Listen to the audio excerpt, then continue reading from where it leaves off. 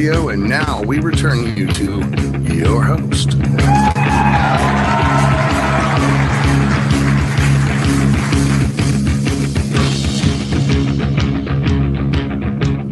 Revolutions Radio!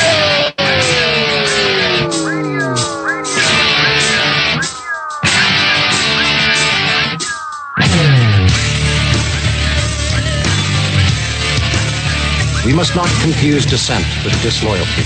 We must remember always that accusation is not proof, and that conviction depends upon evidence and due process of law. We will not walk in fear one of another. We will not be driven by fear into an age of unreason if we dig deep in our history and our doctrine. And remember that we are not descended from fearful men, not from men who feared to write, to associate, to speak, and to defend the causes that were for the moment unpopular. We can deny our heritage and our history, but we cannot escape responsibility for the results. We proclaim ourselves indeed as we are, the defenders of freedom wherever it continues to exist in the world, but we cannot defend freedom abroad by deserting it at home. Cassius was right. The fault, dear Brutus, is not in our stars, but in ourselves. Good luck. Ladies and gentlemen, I hope you're ready, because straight from downtown Columbus, Ohio, it is time for Liberation Nation with Deacon John, where America comes to hear the truth.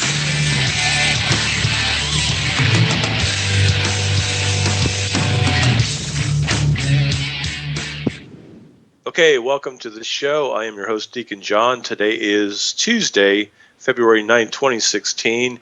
Don't forget, we are listener-supported at freedomslips.com, so head over to our webpage. That's freedomslips.com. We'd appreciate a donation if you can make one.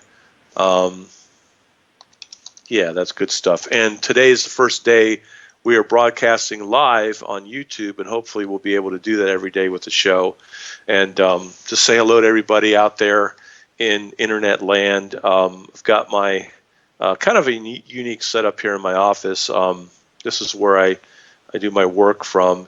And I've got my notebook PC here, and I've got a very large 64-inch high-definition screen TV that I actually do my work on. When my clients come in, we work on their cases. So for right now, you'll see me turn to the side because I'm going to be watching the big TV here. But so if that looks a little strange. And again, we are listener-supported at freedomslips.com. We need to raise $2,650 this month, each and every month. So we appreciate your generosity. Hello to everybody in the chat room. And today, for expert political analysis on Donald Trump, the Republicans, Hillary Clinton, the New World Order, and the New Hampshire primary, we have, as always, the Hijacker. How are you, Hijacker? Pretty good, Deacon. Boy, you look like a king. So I can feel the aura of where you work. And so that's the throne room, huh? That's it. And right up here is the license to from the state of Ohio. That one over there you can't see is from the state of Florida. So this is what gives me the ability to do what I need to do, and I need to behave myself and do the right thing, or they'll take this away. So right, we always want to try to do the right thing. So from what I understand, Deacon, according to law, is interstate reciprocity. So you can actually practice really anywhere in the United States. Is that correct? The way it works is most states have reciprocity. You have to apply to their Supreme Court and give them, a certificate in good standing from your state and pay them like a fee, like $5,000, and then they'll fly you in and give you, so to speak, and give you a license. Now, there's some states that aren't like that. Florida's one, you can't do it. You have to take their bar exam. I think New York's like that, in Arizona, in California. But majority of the states, if you practice for 5 years and you're in good standing and you apply and you pay them a bunch of money, they'll admit you to their state bar. Florida is one that does not do that because it's protectionism for lawyers, because a lot of lawyers would want to retire and go to Florida, and it would kind of harm the lawyers that actually live there and grew up there. So they actually have to – I went down and took the Florida bar exam on a vacation, just got the books off of eBay and read them and passed it and stuff. So I got a Florida license, although I don't really use it that much. So if somebody actually wanted to hire you, you could actually work on their case. Let's say they were in Pennsylvania, but then they would have to actually hire a local lawyer. This is what my dad used to do, and my uncle Right. Tommy. Right. They would hire a couple of different lawyers, but they would hire the lawyers without one knowing that they hired another one. And so they always had one lawyer that had the back of the other lawyer, a shotgun to the back of its head. And then my dad would always check to see if the lawyer was double crossing or if he was doing correctly. So anyway, so you can do the workups on somebody else in another state. You just can't be the guy that goes into the courtroom, right? Well, you can. It's called Pro Hack VJ, and you have to apply to the local court to get a local licensed attorney to sponsor you, and then you can both work on the case together. So, it's interesting. I'm over at the YouTube channel now. We have a bunch of people. 772 people like the fact that we're doing a video, and 144 don't like the fact. How did we get 144 people to hate us in 5 minutes, Hijacker? That's kind of funny, don't you think? Yeah, I have no idea. No idea. It's just weird stuff. So anyway, that's for the life of the channel, Deacon. Okay, all right. So it's not me. It's the life of the channel. Okay, all right. So anyway, this is kind of exciting. I like doing this. Hopefully, we can do this every night. And Hijacker, once you get your webcam tuned up and stuff, hopefully we could do a split screen and you can get on there too. So. Yeah, so we have had the election results that come through. Okay. What happened? Fox accidentally, they did something, their IT guy messed up or whatever, but they ended up putting across the air the election results. And so and then they took it down. They said it was one big mistake. But this is what they put up as far as the election results. They declared Trump the winner, of course. So it was Trump 28%, and he got 14 delegates. Then Rubio got 15%. Cruz got 12, and Kasich got 11%. Christie did real well, actually. He got 9%. Jeb got 8, and poor old Carson, because we already know that these numbers, they already stole from these numbers, and I'll tell you why we know. But Carson came in at 2%. So, I mean, that's just an anomaly. That's just not possible. But so here's the reason why we know they've already done some stealing, is that coming into yesterday, there's pollsters all over. All the campaigns got them, and they've got polling down to plus or minus 2%. You always hear about that. Of course, you're not hearing about that now. They never mention, it's a plus or 2% margin of error. But so when they did their final polling last night, before they actually went and voted, Trump, in some polls, he was leading by 16 points. And then the other polls on a high end, it was 24 points. In fact, there was one that was 26 points. So how Trump can go from being only 13 points ahead, like he got 28%. The next closest was Rubio at 15. So that's a 13-point difference. So how he goes from being a 13-point difference instead of on the very, very low side, 16-point difference, all the way up to a 10, 12-point difference. That is just not possible, Deacon. Anybody that knows polling knows those type of anomalies of 10 percentage points, even 5 percentage points, just ridiculous. So this 28% that Trump already got, that Fox said that they let slip through across the air before they pulled it back, these are already bad numbers. I mean, if I was Trump, and I would accept the victory, but I would say to my supporters, they're doing it again. They say I only won by 13 points. My polling and my poll numbers put us up there that we should have gotten 33, use like an occultic number or something, or 34 or 35%. And so what this shows is that Trump, forget the air war, forget the ground war. He's got the votes. All Trump has to throw his resources in is put together a rock solid polling and poll watcher organization, especially in the South. South Carolina is so damn dirty. I mean, it's really, really bad, Deacon. I mean, it's the local sheriff. Didn't you live in South Carolina for a while? Oh, yeah. Oh, yeah. No, they put it to me. They locked me up over 20 times. They really put it to me. But I put it to them. In fact, I am renowned in South Carolina in the sense that they spent upwards of 7 years locking me up over 20 times, including 7 times illegally throwing me in a mental institution with forced drug injections and 4 points. I mean, they gave me, they heaped up the evil. They gave me every bottle of evil that I could drink, and I drank them out of house and home. You know, it's interesting. While I'm we're the on only that, guy that broke them. I'm the only guy that made it out of South Carolina without being broken. I broke them. They never broke me. Go ahead. no, it's interesting why you say that. You know, I do some probate work, and one time I represented a lady who had been involuntarily committed in Ohio State, their mental hospital over there, psychiatric. And so we had the hearing with the magistrate there because I can't remember why she couldn't they wouldn't let her out. But she was all dressed up. She made perfect sense, just like you and I, talking or anybody on the station here. And you know what she said to me? She said, "You see those speakers over there? You see those TVs over there? They're listening to everything we say." And I thought at the time, boy, there's really something wrong, because I was appointed to represent her to try to stop it, right? But then, like a couple years later, I started doing this work, and I was like, "Damn, she's right," you know. So no, I sympathize with you and understand that a lot of times that look, the legal system can make mistakes, and so here's the point with the New Hampshire and the voting in the primaries. These people cheat like hell. Now, do you suppose Trump has his own monitoring system and his own lawyers and his own electronic monitoring to figure out if they're going to try to cheat him and how he could try to stop that? What are your thoughts on that?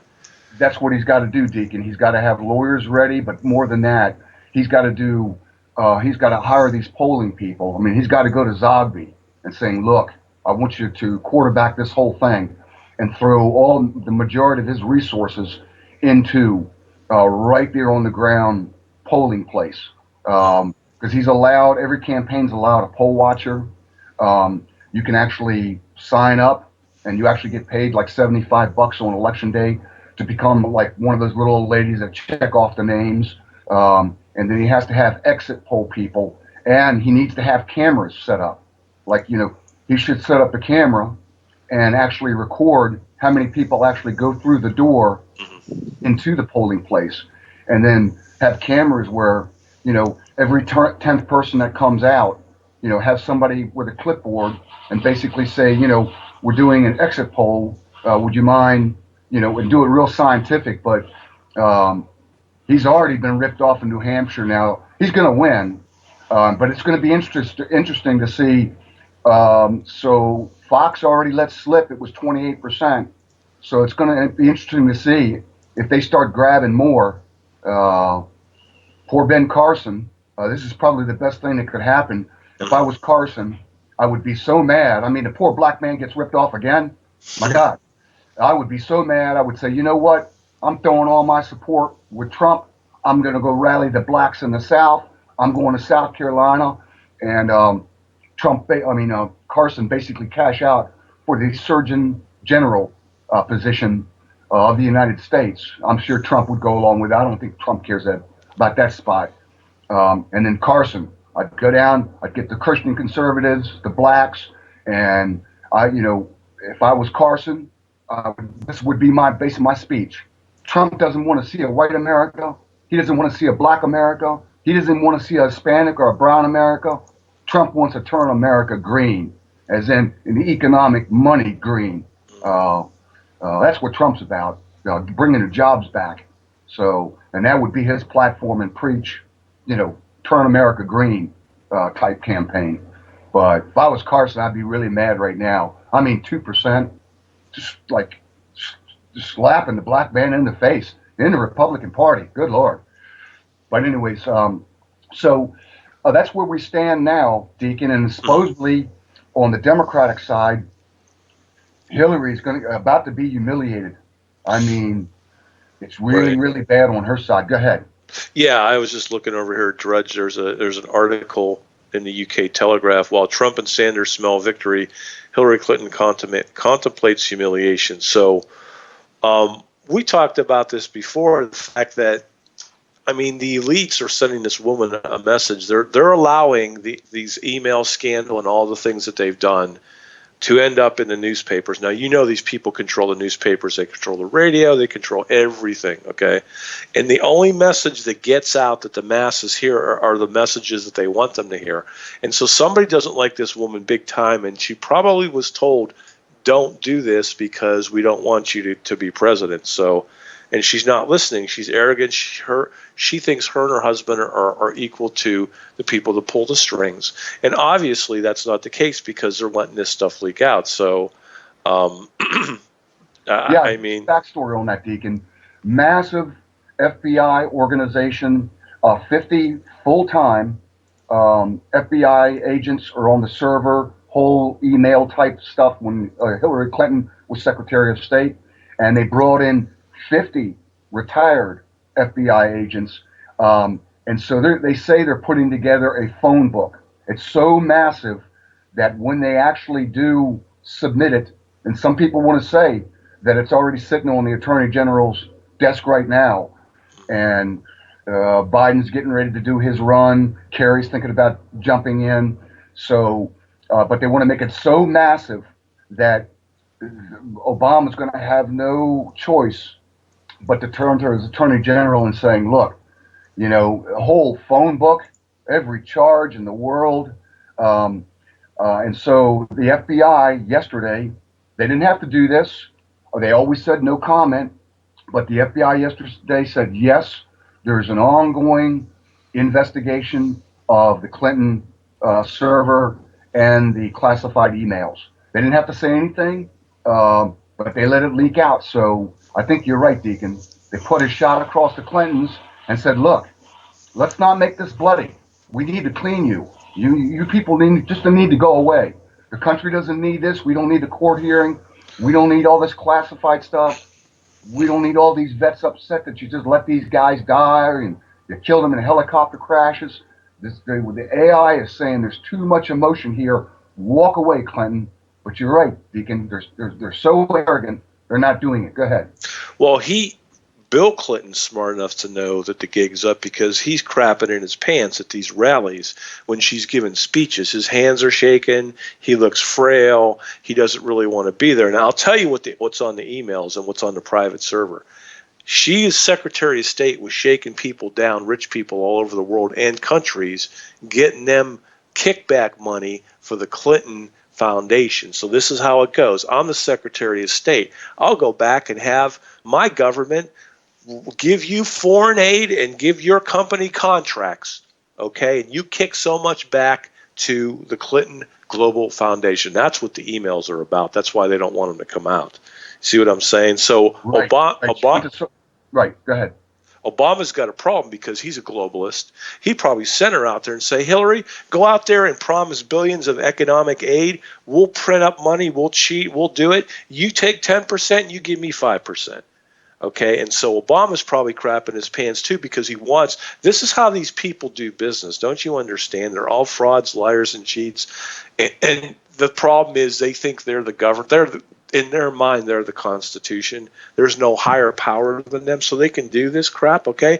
And so somebody with some money and some big guns doesn't like this woman, and so they want to take her down. The problem is this whole fraud scheme that they've been running all over the world where they print the money up and they create the wars and all this other stuff and the jihadists and all this crap. She's probably saying, go ahead and put the emails out and indict me, and I'll spill the beans on everybody. Obama, you'll go to prison. We'll all go to prison together. So that's probably what's going on here. Bernie Sanders, he probably doesn't have a clue. He's the guy who's standing out in the corner on the rain, who's like the recipient of this really good stroke of good luck. So this whole thing is simmering in a pot, and the elites have gotten sort of caught with their hand in the cookie jars, right? They got caught with their pants down, and Bill Clinton's crapping his pants because if any of this ever gets out, they're all go to prison, or whatever. They'll get strung up from a tree, whatever happens. So, but this is a scam that these people are running. Now, don't you think that Donald Trump, he took $1 million that his father loaned to him, turned it into $4 billion, basically owns all the great real estate in New York, is a world elite class power player. You don't think Trump understands what the other side did and how they stepped in it? So, hijacker, what do you think Trump's going to do with that knowledge? Well, you're exactly right, and they can prove it. So Hillary Clinton went to the Saudis. They made a donation to the Clinton Foundation for $5 million. Then magically, like a month later, they secure a contract to get something like 20 F-22s. There's some kind of arms deal. It was big. It was a multi-billion-dollar deal. They get it, and then 2 weeks after that, they get the contract. Boom! They put another $7 million in the Clinton Foundation. They donate another $7 million. So yeah, that's really, really bad. In fact, it's a felony. Once you are tasked, or once you're, so to speak, anointed that you're allowed to deal with classified information, then there's a law that says, look, you don't got to mess up with the classified information willfully, unwillfully, by accident. It does not matter. You handle classified information in this particular fashion. You do not deviate. If you do deviate, even if you mess up and it's your fault or one big accident, the law is written where that's still a felony. That's a felony negligence. You would know all this kind of terms, Deacon, but it's something like that. It's a negligence.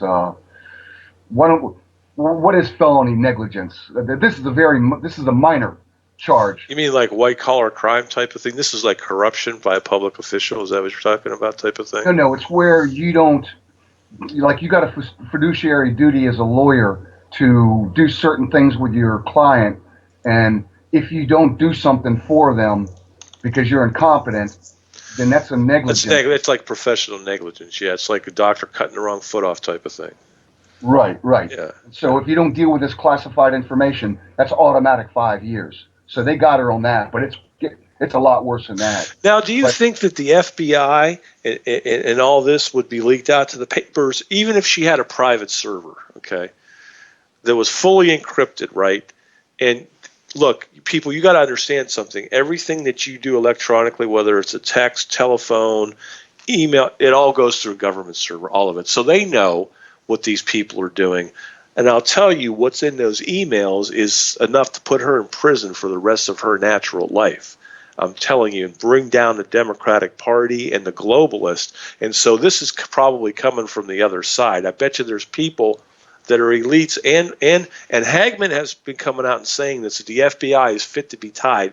They want to resign en masse because they say this is a clearly felonious behavior of an abuse, corruption of an official governmental job and position. You've been entrusted with your constitutional office to represent the American people, and you're out there pimping countries for kickbacks on the Clinton Foundation. That's what's in the emails. So that's what's going on here, and they're trying to suppress this. So this is a huge, big battle, and Trump's grinning like a Cheshire cat, man. He's loving it. Go ahead, hijacker. Yeah, absolutely. This one pundit has said that the Obama administration does not even have to follow through with the indictment. He says that just if the FBI, I forgot who the name of the head of the FBI, but if the FBI just submit for indictment to the Justice Department, even if the Justice Department doesn't do anything, if they just submit a recommendation for indictment, it's over for Hillary. Basically, it's so much of a body blow at that point.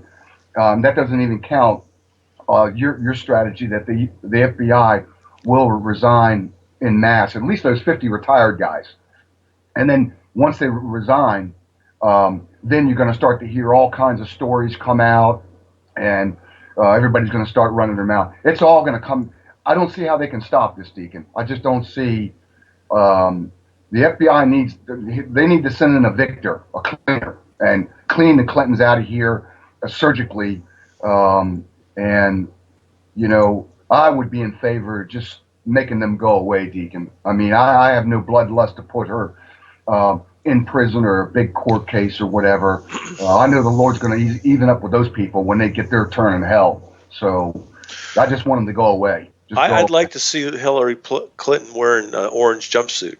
I'd love to, just like Martha Stewart, I'd love to see her go to prison, but you know it's not going to happen. I mean, you know, she may have a stroke or heart attack and go into a coma.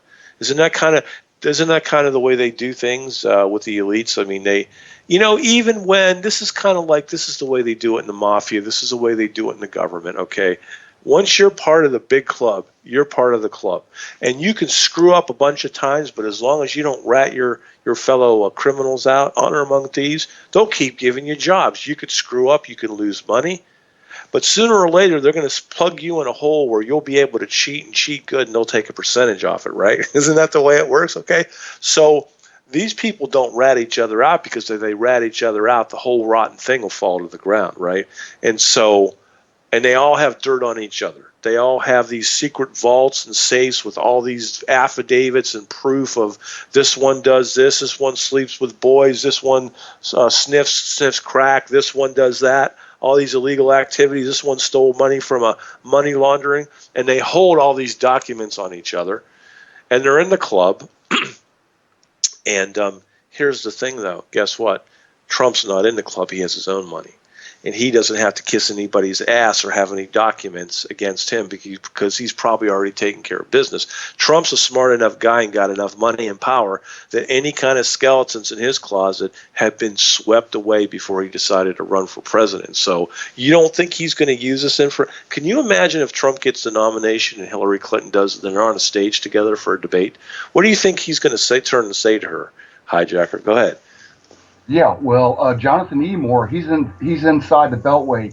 Jonathan Emore, I heard an interview with him for about an hour, and he's a kind of a mainline political analysis writer, journalist, but he's also got a lot of alternative media bent to him.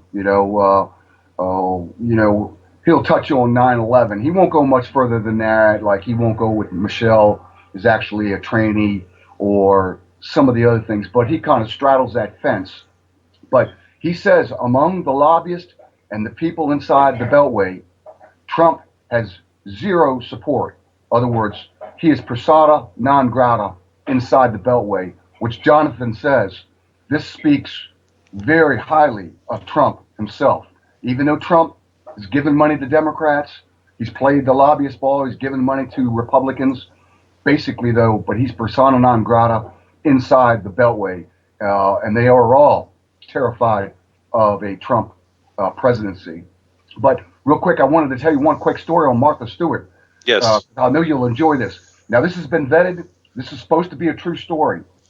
So Martha Stewart, she is reporting, I think it was a couple days before she actually reported, but her lawyers, Martha Stewart, went to the warden's office. They're there in West Virginia. The warden was there with his deputy warden and some other guy in a uniform. I guess he was the head of the like guard keepers or whatever. So it's a room full of 6-7 people. And so, they do the pleasantries and everything else. And Martha, she meets the warden or whatever, and they start talking. And she goes, concerning the food, I'll be handling that. You won't even have to worry about it. I'll even supply my own money, but I'll be taking care of that. And then the warden, he's saying, well, Martha, this is a state institution, and we can make some exceptions for you, but I mean, this is the. And then Martha Stewart, she stands up and she says, "You let me do the food, and you let me pay for it, and do my own food, or I will kill you. I'm a billionaire. I will kill you." The warden, he's taken back, and he says, "Martha, you just committed a felony in front of state officials. You realize what you said?" She says, "You listen to me. You're not going to kill me with that food. You either let me do the food or I will have you killed. Guaranteed." And the warden's going, my God. So he says, all righty, Martha, because he knows she's a billionaire. She could hire a hitman. And so, it was under wraps while she was in there. But then it spilled out. And even I think one of her lawyers that was there says, yeah, she said she's going to kill that son of a bitch. So, because of course Martha knew that if she ate prison food, that'd be a death nail. So anyways, Martha gets together all the black women and all the women in the West Virginia prison, teaches them how to make pastries. And Oprah did a big story on how Martha Stewart turned all these prison inmates' lives around by teaching them how to cook and bake and this and that. But I just had to tell that story. It's supposed to be a true story, vetted.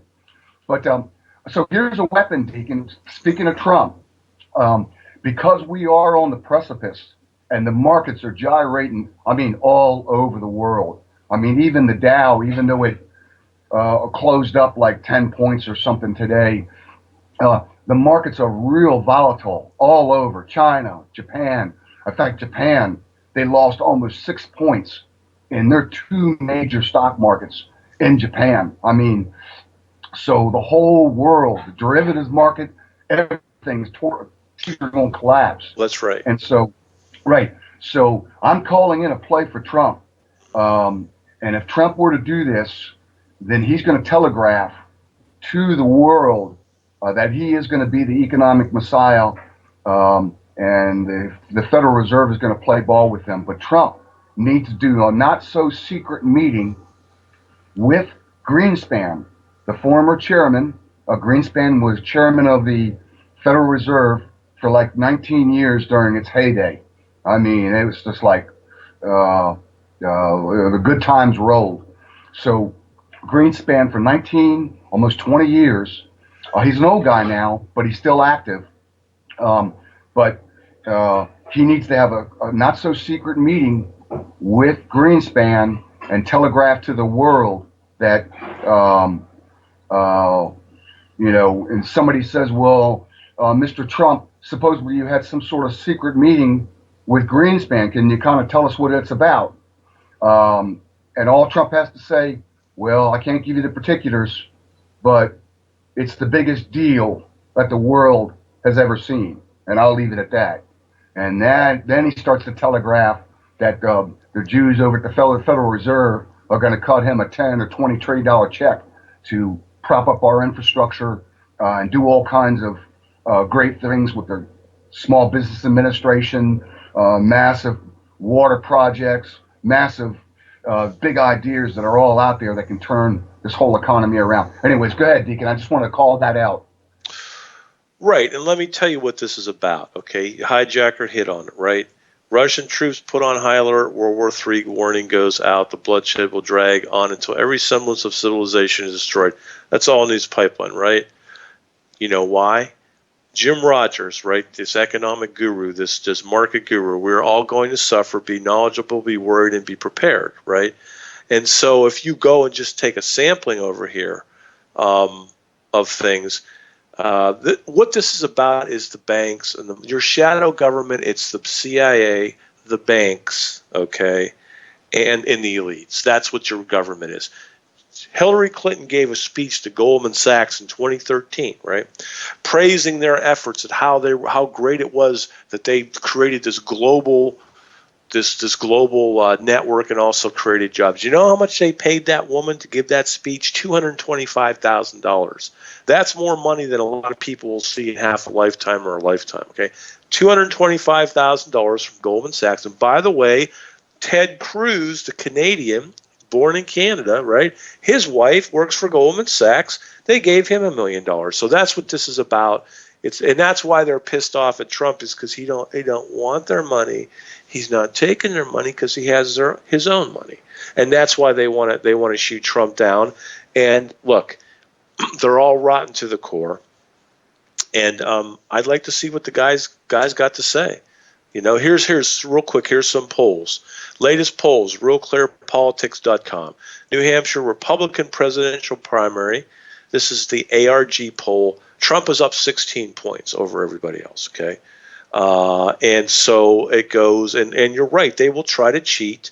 with these electronic boxes. They'll program these boxes to try to cheat, but I would think Trump has his own team in place to stop that, hijacker. Yeah, I would put, if I was Trump, I'd put an army. I'd put like 5,000 young people, political people. I'd stick them on buses, and that would be your poll watching army. And that's all Trump really has to do is because they're gonna cheat this electronic voting, and he's got to be ready with overwhelming numbers and scientific polling proof to be able to defend against it. But at some point, the establishment, and I think it's already happening among the elite, they're saying, look, we're going to have to use Trump. We're going to go into a worldwide global economic depression collapse, of which the world has never seen. It's going to be worse than the one before. All hell is about to break loose for all governments.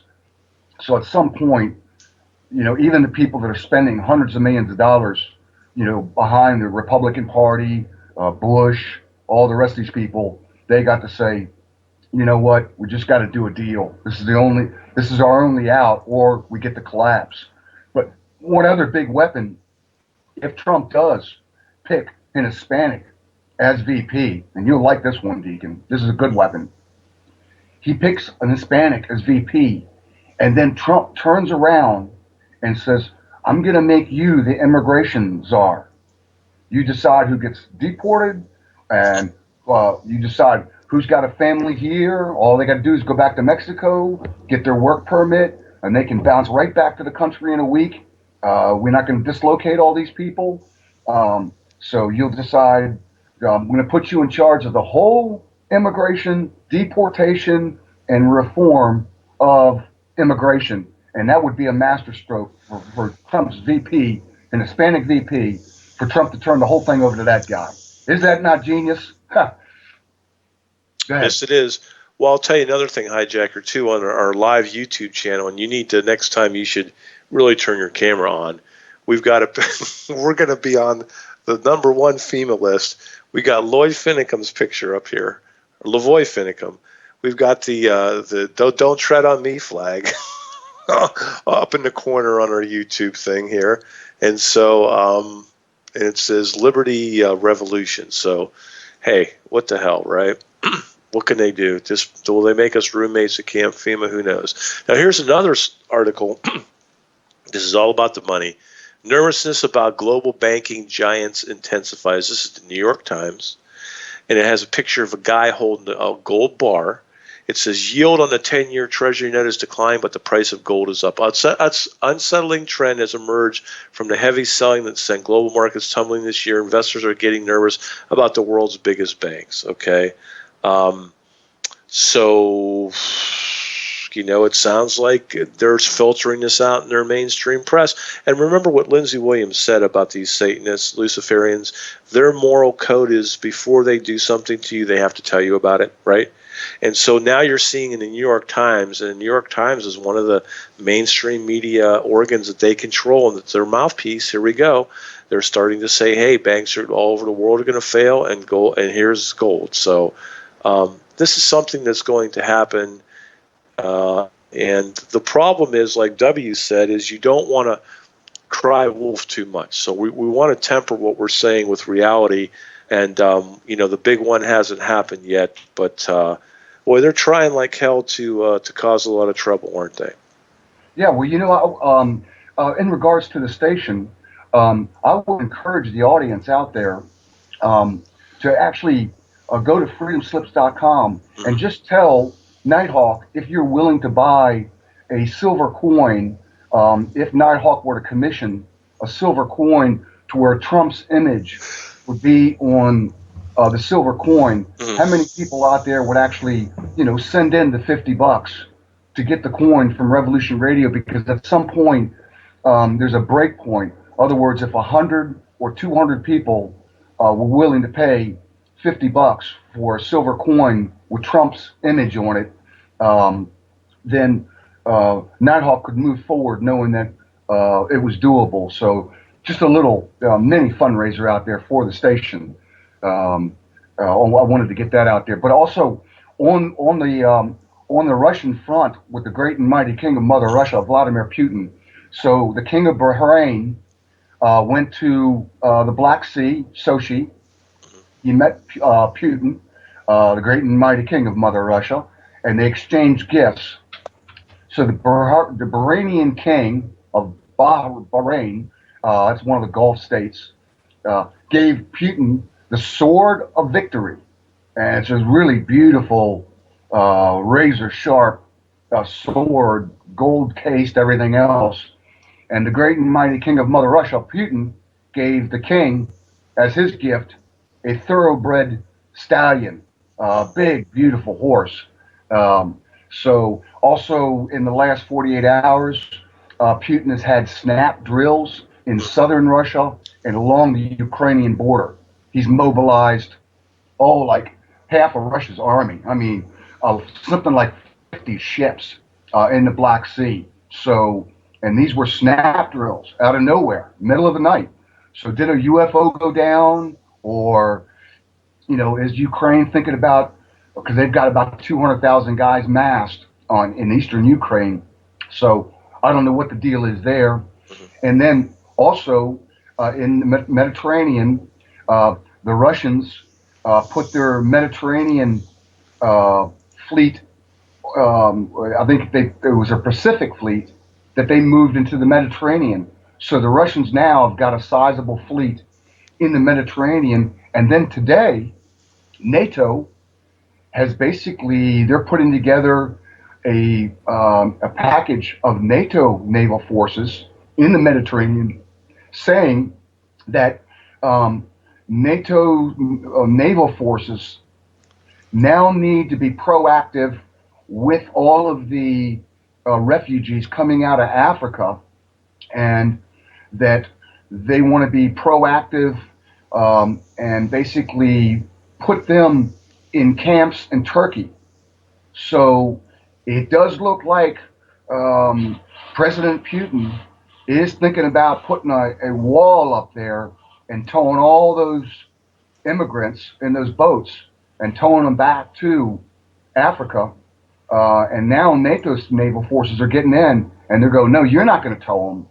We're going to tow them to Turkey, where I'm sure the Turks got camps, and they're going to do what they did before, mass up another horde wave, except this time North Africans, and flood them. So, and also in Syria, the Russians have just about, with the Iranians are really in there. The Iranians are coming from the east, and Hezbollah is coming out of Lebanon from the west, and they basically got the city of Aleppo trapped, and looks like they're going to actually be able to seal Syria, where nothing more gets back into Turkey.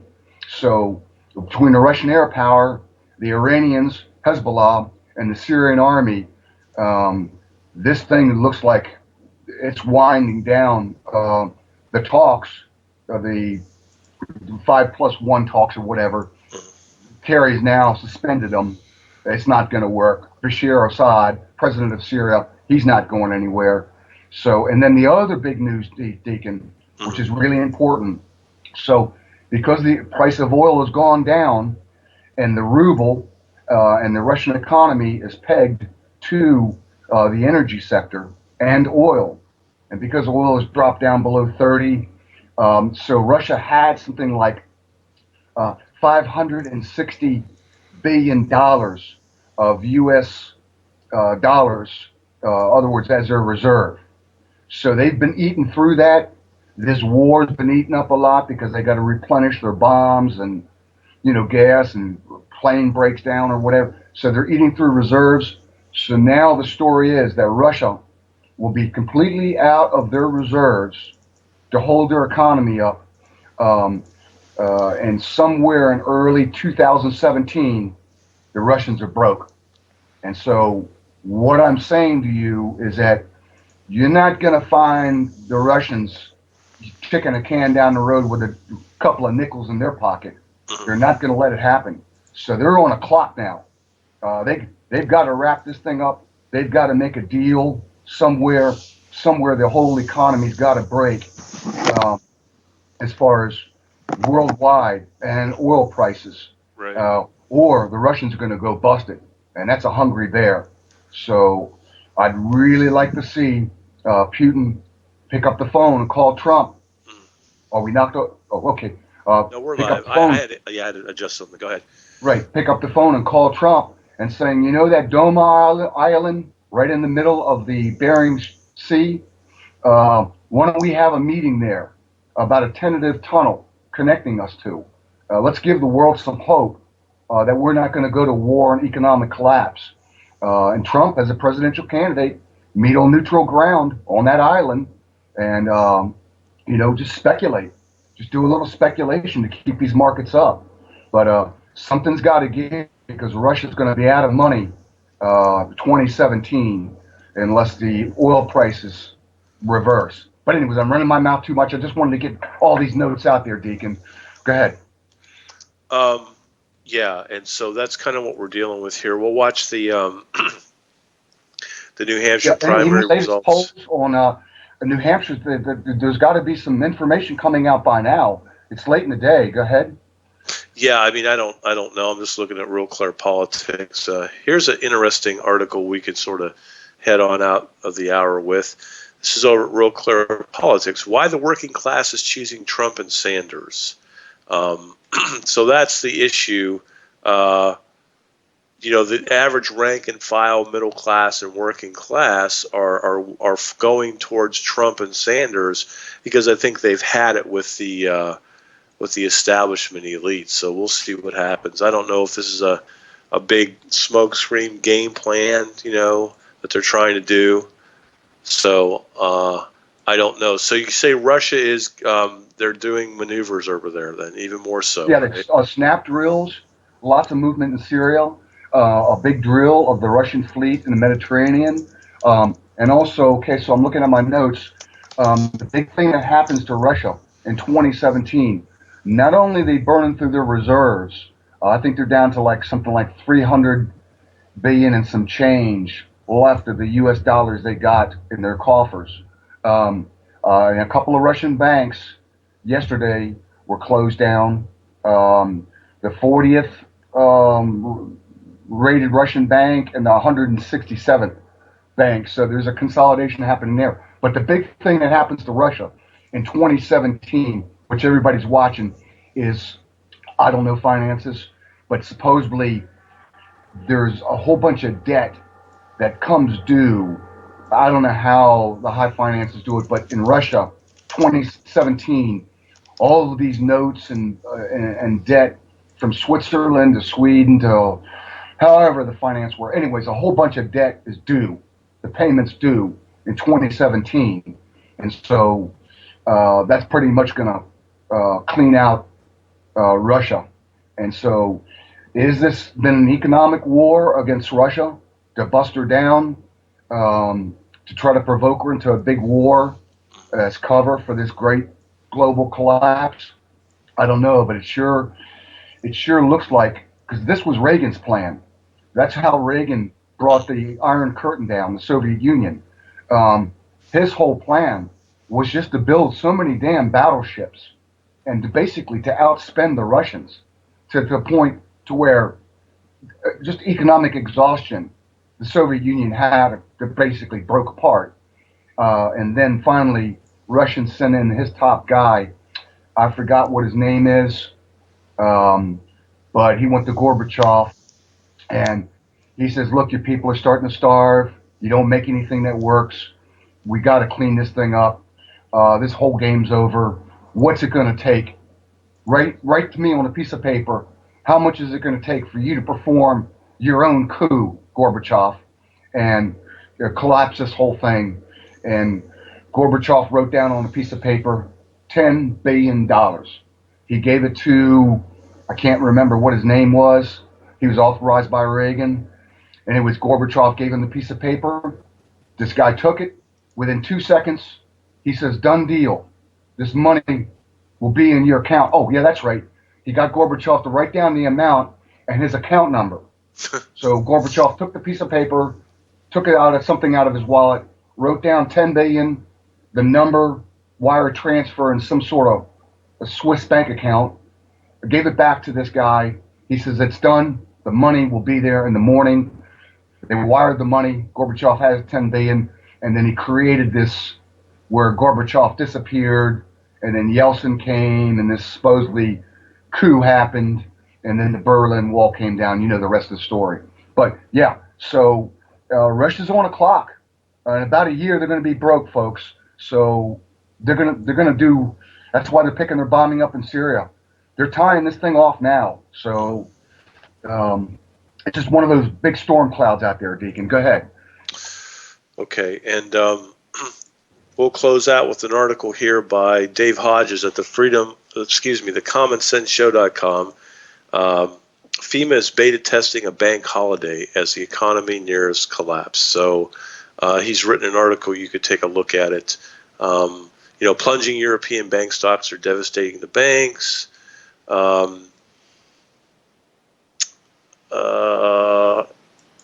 Let's see. Since the start of 2015, 42 North American oil companies have filed for bankruptcy. And so I'm trying to get to the point where, UX 16. This is Jade Helm. This is like Jade Helm 16. Drills predicated on the notion that America is an absolute rebellion. At least a portion of the American military has come to the defense of the American people. It's about combating guerrilla insurgency. So he's making the argument, if you add all this stuff up, this is what they're preparing for. FEMA is beta testing bank holiday announcements on Friday, February 5th of 2016 on KCOL, 600 AM, Loveland, Colorado. Coast to coast, they broadcast locally. This is an announcement of the FEMA. Be advised that a banking holiday will be introduced on February 18 and 19. So we'll see. And tomorrow, Hijacker will come on and we'll do the New Hampshire primary results. Right. And so the two big weapons today, Trump needs to meet with Greenspan, a secret meeting, and then Trump picks a Hispanic VP. He heals the country, but then he takes the VP and puts him in charge of immigration, and Trump's good to go. I mean, he goes into a presidency with flying colors and a big, fat $10 trillion check from the Federal Reserve, and he buy a couple of years. Okay, thanks that's so much, it. Deacon. Say goodbye. Yeah, bye. over now. God bless. Bye-bye.